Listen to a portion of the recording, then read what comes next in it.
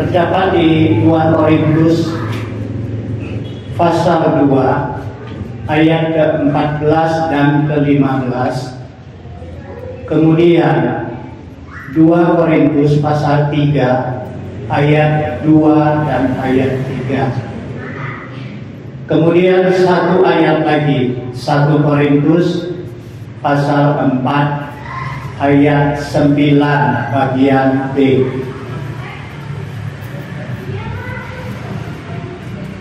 Kalau kita sudah mendapatkan, saya harap kita baca bersama-sama 2 Korintus pasal 2 ayat 14 sampai ayat ke-15.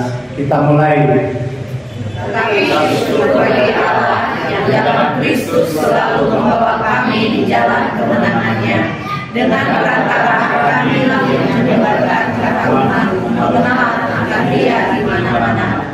Sebab bagi Allah kami adalah orang yang harum dari Kristus di tengah-tengah mereka yang diselamatkan dan di antara mereka yang binasa. 2 Korintus pasal 3 ayat 2 dan 3. Kita mulai. Kamu adalah surat pujian kami yang tertulis dalam hati kami dan yang dikenal dan yang dapat dibaca oleh semua orang. Karena telah ternyata bahwa kamu adalah surat Kristus yang ditulis oleh pelayanan kami, ditulis bukan dengan tinta, tetapi dengan roh dari Allah yang hidup, bukan pada roh-roh batu, melainkan pada roh-roh daging, yaitu dalam hati manusia. Kemudian 1 Korintus pasal 4 ayat ke-9 bagian B. Kita mulai.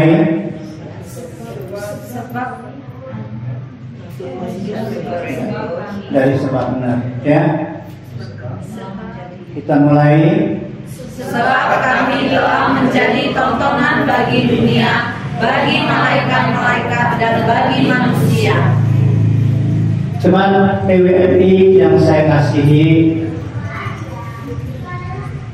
hari ini saya membawa satu tema, yaitu bau harum dari Kristus.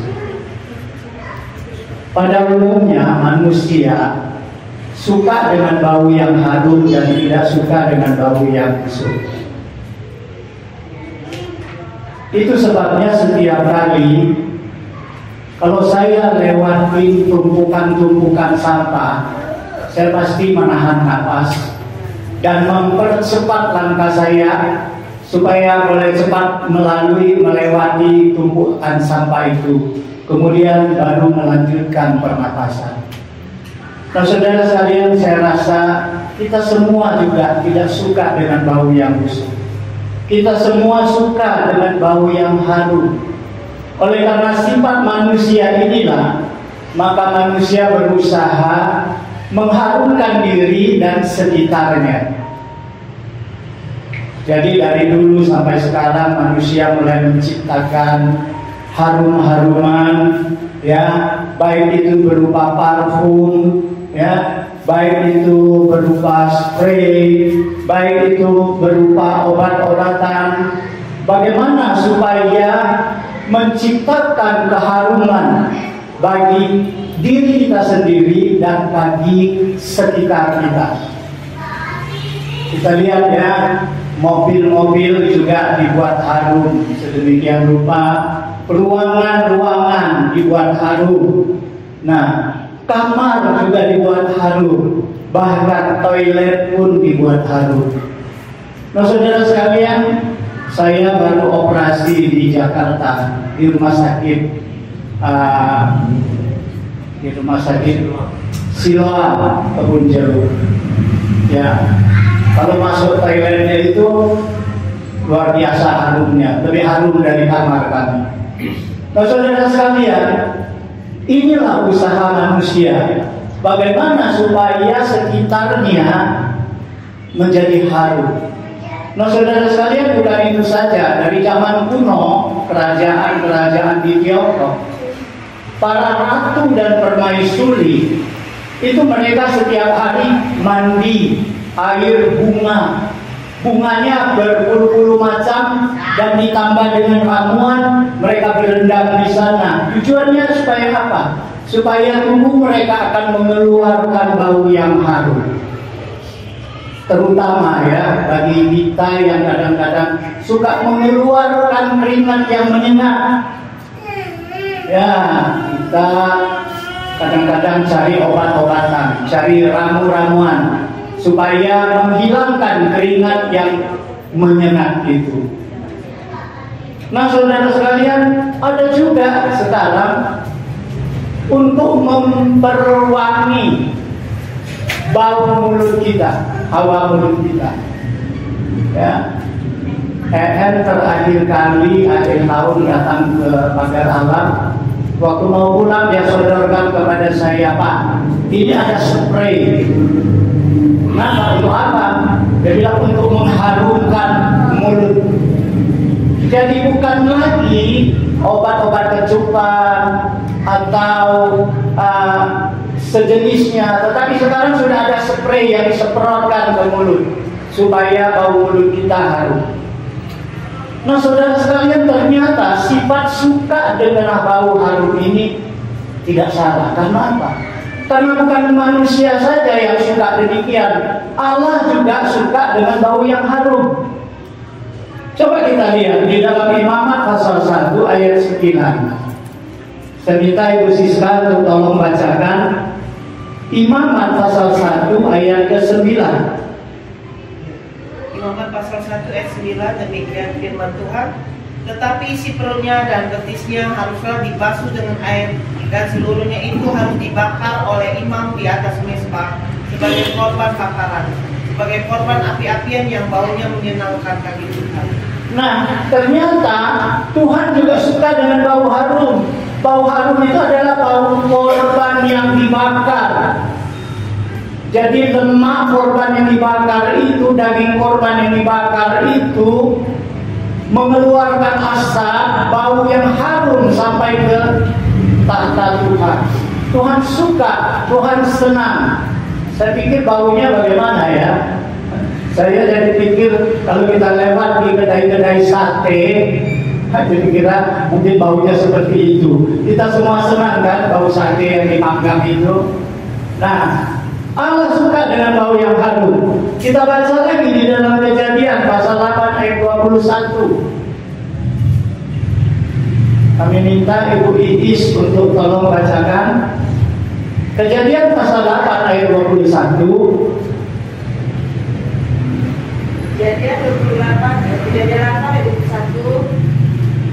Ketika Tuhan mencium persembahan yang harum itu, berfirmanlah Tuhan dalam hatinya, aku tak akan mengutuk bumi ini lagi karena manusia, sekalipun yang ditimbulkan hatinya adalah jahat dari sejak kecilnya, dan aku tak akan membinasakan lagi segala yang hidup seperti yang telah kulakukan.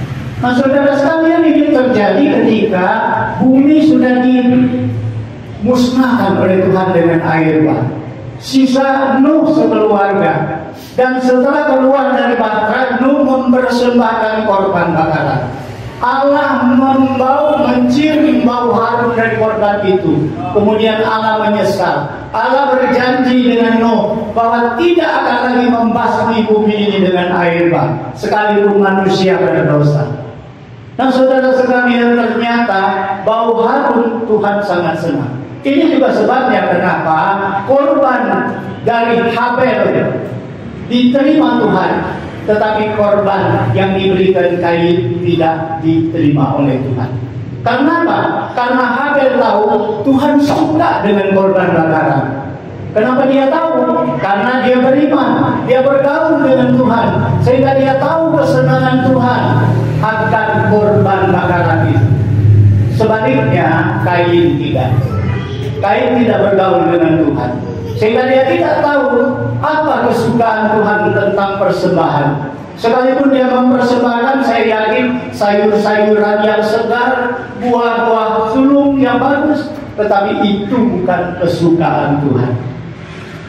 Nah, saudara sekalian, Rasul Paulus melalui suratnya kepada jemaat Korintus yang kita baca tadi, dia menasihatkan kita. Dia memberikan kesaksian bahwa kami bagi Tuhan adalah bau yang harum yang dipancarkan kepada orang yang hidup dan orang yang binasa. Artinya, kami sebagai hamba Tuhan menjadi bau yang harum yang Tuhan ingin kami pancarkan kepada orang yang percaya maupun kepada orang yang tidak percaya. Nah, saudara sekalian, bau harum itu bau harum apa? Bau harum itu bukan bau harum parfum atau minyak wangi. Bau harum yang dimaksud oleh Paulus ini adalah bau harum daripada Kristus. Nah, saudara sekalian, bau harum Kristus itu apa?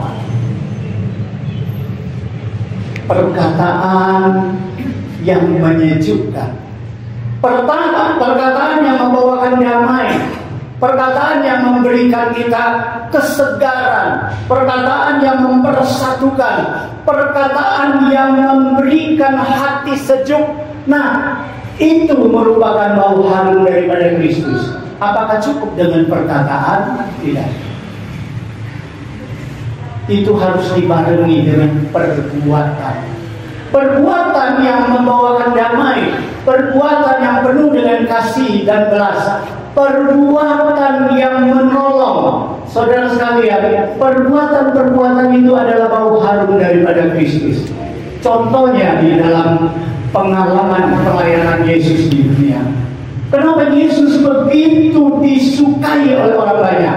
Di mana Yesus pergi, di situ orang berduyun-duyun ikuti Yesus. Karena mereka mengakui ajaran Yesus tidak seperti ajaran rabi-rabi mereka. Ajaran Yesus penuh kuasa, dapat menyejukkan, dapat memberikan motivasi, dapat menyemangatkan, dapat membangkitkan orang yang patah semangat. Saudara sekalian, bukan itu saja. Perbuatan Yesus yang Yesus lakukan penuh dengan kasih, penuh dengan damai, sesuai dengan apa yang Dia katakan. Nah, saudara sekalian, seperti apa yang kita baca tadi di dalam kitab Korintus juga.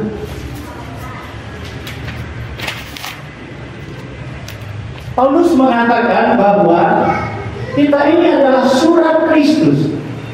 Apa itu surat Kristus? Surat Kristus itu adalah firman Tuhan.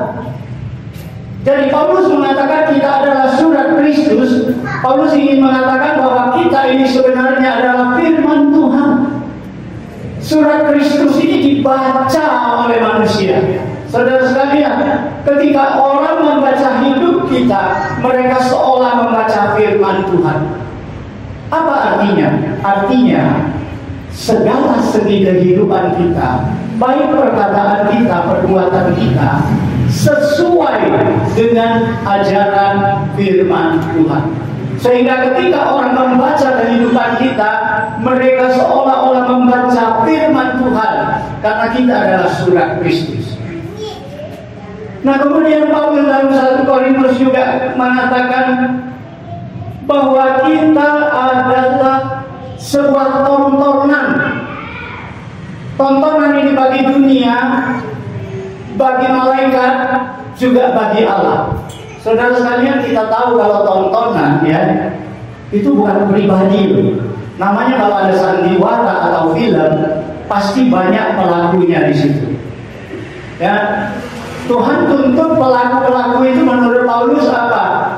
Kita adalah tontonan bagi manusia, bagi malaikat, bagi Tuhan. Bagaimana tontonan kita? Apakah tontonan itu terpuji atau tontonan itu tidak bermutu sama sekali? Saudara sekalian, di dalam sebuah tontonan pasti banyak peran. Ada yang peran jadi ibu, ada yang peran jadi anak, ada yang peran jadi pembantu, ada yang peran menjadi orang jahat, ada yang peran menjadi pahlawan. Semua pemeran-pemeran itu harus melakukan perannya sesuai dengan jobnya masing-masing, sehingga membentuk suatu tontonan yang indah. Jadi kalau kita menonton di bioskop, kadang-kadang kita keluar kecewa, jelek filmnya. Tapi ketika kita menonton sebuah film yang bagus, berarti semua pemeran-pemeran itu melakukan perannya dengan baik. Nah, saudara sekalian, artinya kita adalah keharuman bagi Kristus, kita adalah bau harum dari Kristus bukan secara pribadi saja dituntut Tuhan, tetapi secara kelompok, secara kesatuan, secara satu persekutuan. Nyatakan bahwa Kristus itu, nyatakan tes.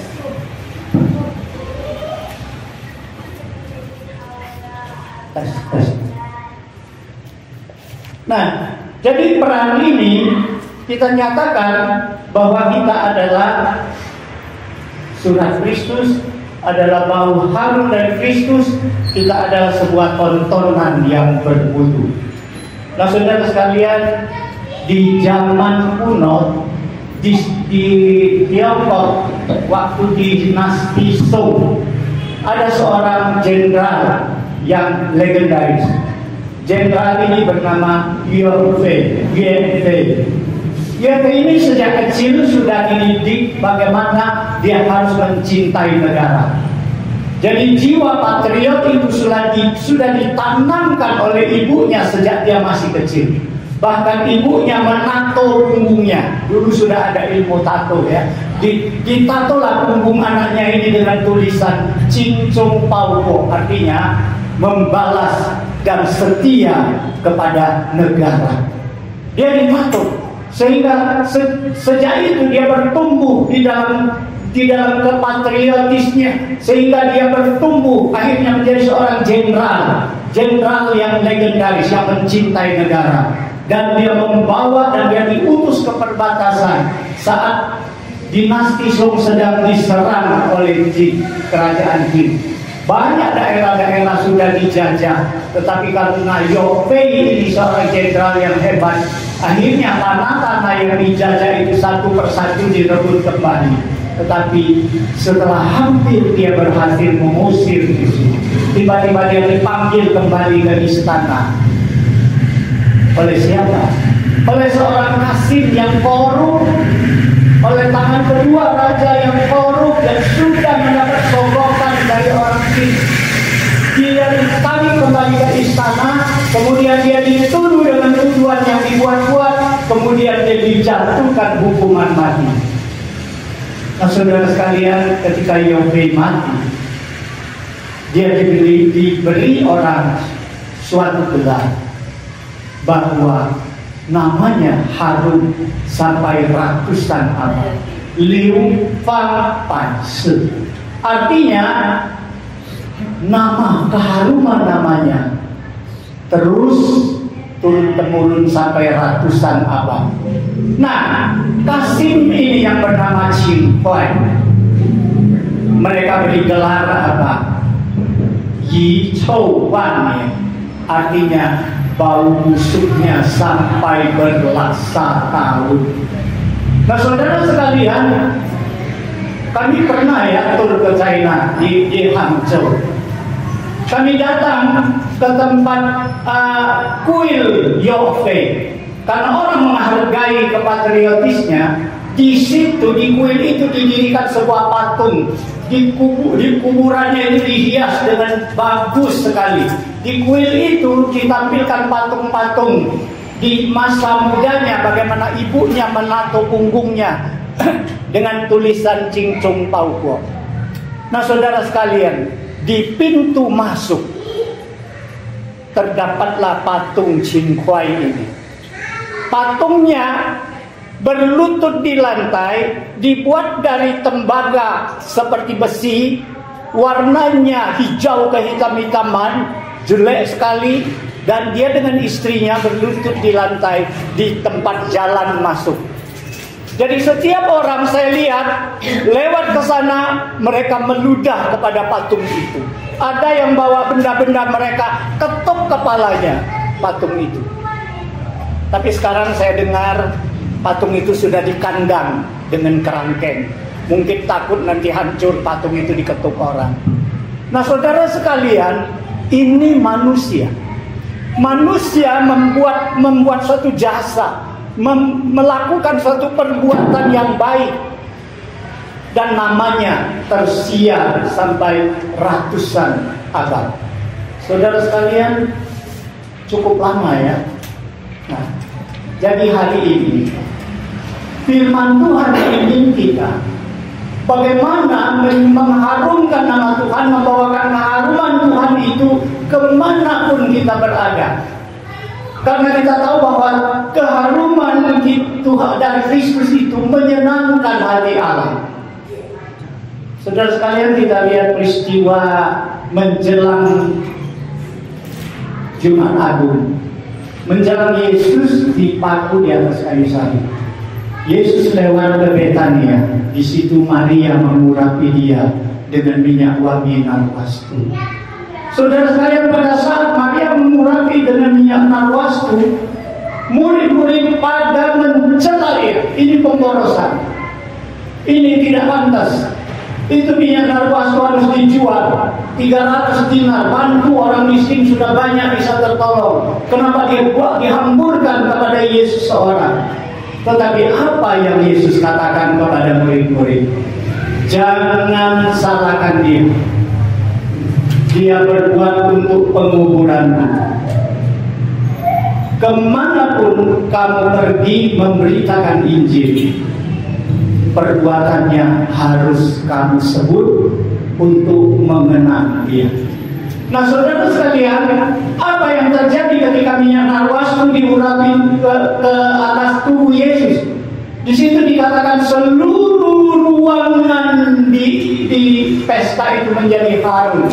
Nah, saudara sekalian, ketika kita mengasihi Tuhan, ketika kita memberikan yang terbaik daripada diri kita kepada Tuhan, ketika kita mempersembahkan hidup kita kepada Tuhan, maka itu bagi Tuhan adalah menyenangkan. Itu akan menjadi mengharumkan sekitar kita. Kita juga tahu Mother Teresa. Mother Teresa sudah tinggal hampir 30 tahun. Saudara sekalian, kita tahu Mother Teresa ini memberikan seluruh hidupnya bagi orang-orang yang miskin dan tanpa di Kalkuta, orang-orang yang tidak seagama dengan dia, yang mayoritas beragama Hindu.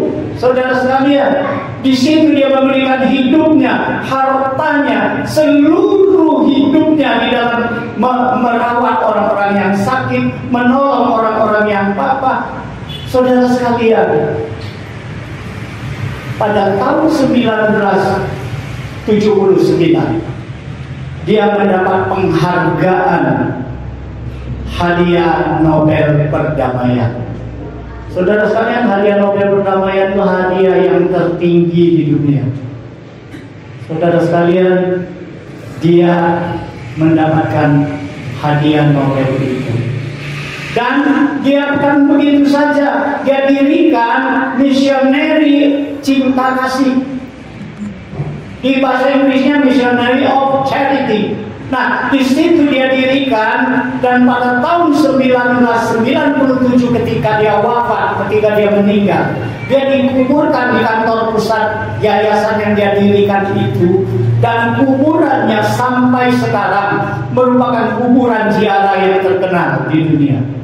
Saudara sekalian, waktu dia meninggal, acaranya sangat sederhana. Tetapi yang menghadiri penguburannya ribuan orang. Di situ terdapat wakil-wakil pemimpin negara. Di situ terdapat dari pemimpin-pemimpin berbagai macam agama. Di situ terdapat orang-orang miskin yang pernah dia tolong. Saudara sekalian, ribuan orang hadir menghormati dia.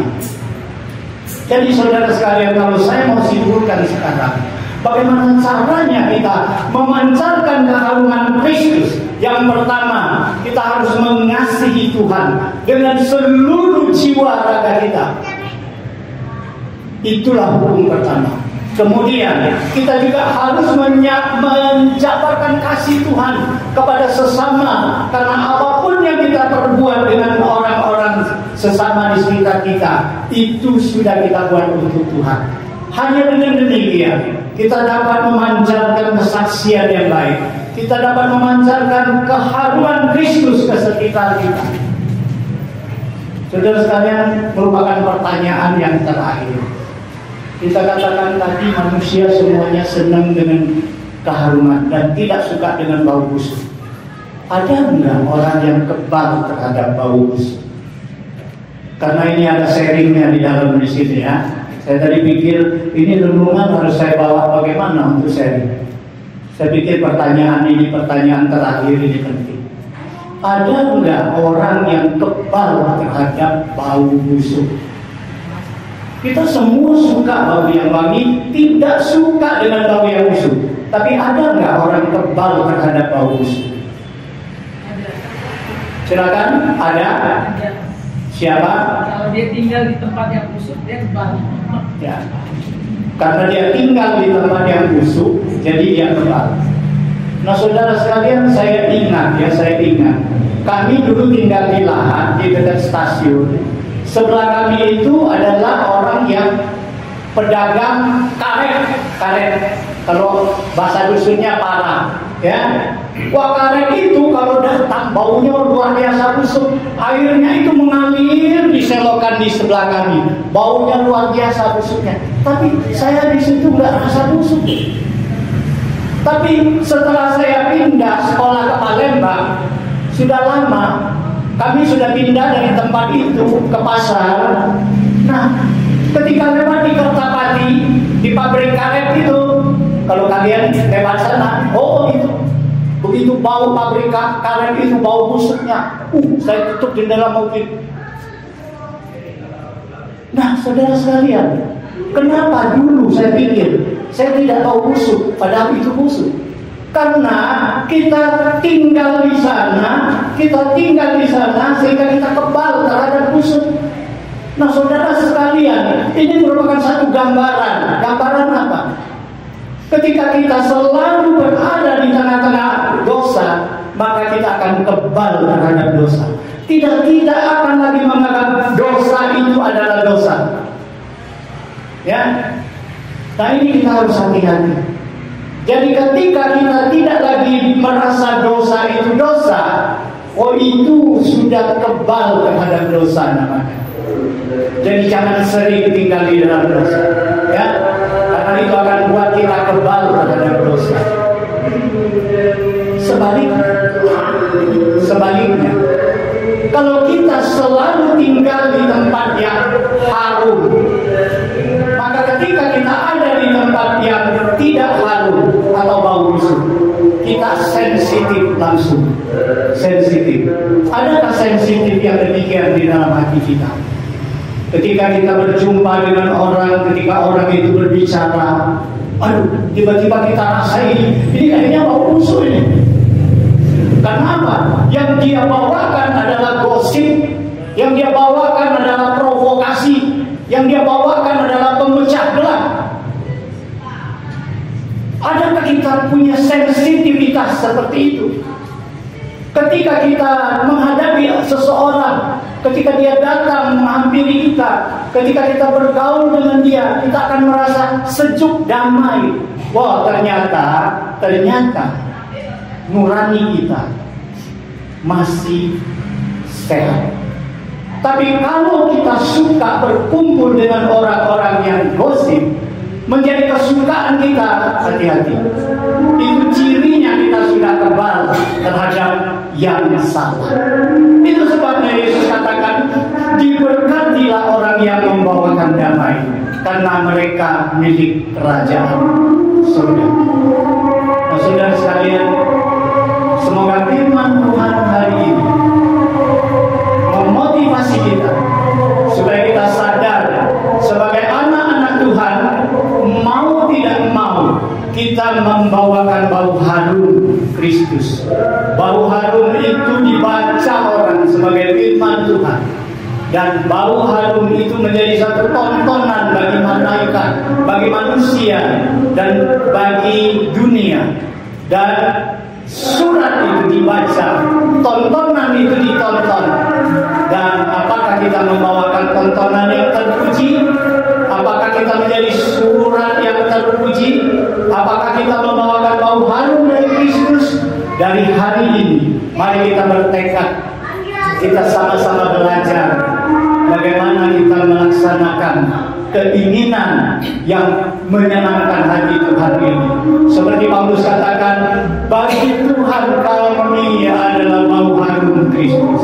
Kami dituntut untuk memberi memberikan bau harum itu kepada orang percaya maupun kepada orang yang tidak percaya. Mari kita berdoa. Bapa di surga, kami bersyukur kepadamu Tuhan untuk firman. Kami mohon Tuhan biar Engkau bekerja melalui Roh-Mu yang kudus, melalui firman-Mu sehingga kami mengerti. Bukan saja mengerti, tapi kami mau melakukannya. Sehingga kami layak disebut duta-duta pembawa keharuman Kristus. Terima kasih Tuhan, berkati semua ibu-ibu BWM yang hadir, berkati kehidupan, pekerjaan, rumah tangga, kehidupan rumah tangga. Tuhan berikan damai sejahtera, kebahagiaan kepada anak cucu menantu kami.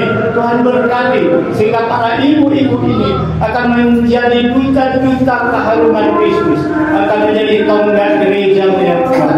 Terima kasih Tuhan, di dalam Yesus Kristus kami berdoa. Amin.